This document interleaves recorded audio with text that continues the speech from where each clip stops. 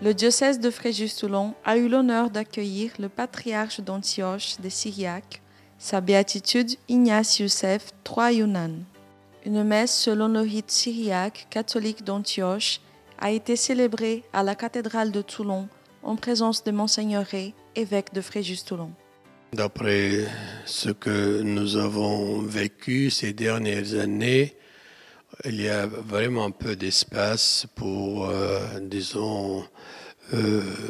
rassurer les chrétiens et les autres minorités dans ces pays du Proche-Orient parce que le fanatisme, le radicalisme et le terrorisme chez des groupes, disons, qui se proclament musulmans, continuent à augmenter et cela rend la vie des autres très, très précaire et n'aide pas à les rassurer.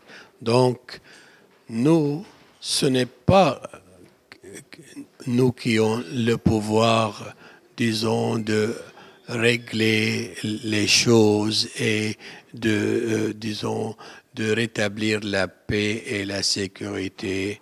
Ce sont les grands, les puissances sur le plan mondial qui ont le pouvoir de le faire.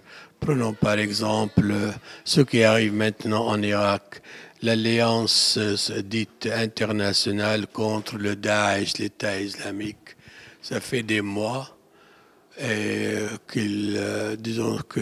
qu'elle attaque ces terroristes, mais on voit que ce sont les terroristes qui gagnent des terrains et qui menacent d'autres villes et d'autres,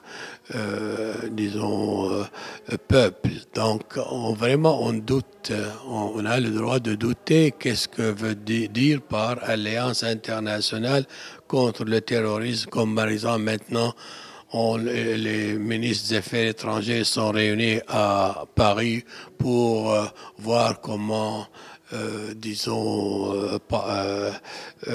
corriger ce qu'ils ont fait. Ils ont fait pas mal de dégâts. Et puis l'autre question, l'approche de l'Union européenne et de l'Amérique vis-à-vis de l'Irak est différente de celle vis-à-vis de la Syrie. Et ça, ce n'est pas juste. Il faut qu'ils sachent que les deux pays sont voisins. Et si Daesh continue à gagner du terrain en Syrie, cela va menacer l'existence même et l'unité de l'Irak et du Liban.